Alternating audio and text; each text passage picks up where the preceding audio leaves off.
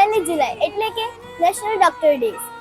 જ્યારે આપણે બીમાર પડીએ છીએ ત્યારે સૌથી પહેલા આપણને કોણ યાદ આવે છે?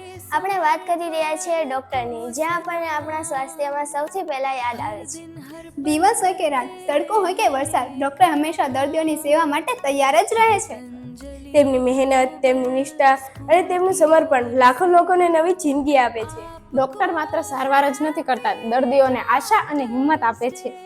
આજે નેશનલ ડોક્ટર ડેના દિવસે અમે ગીતાંજલિ ગ્લોબલ સ્કૂલના સ્ટુડન્ટો તમામ ડોક્ટરોને દિલથી આભાર વ્યક્ત કરીએ છીએ. Thank you doctor.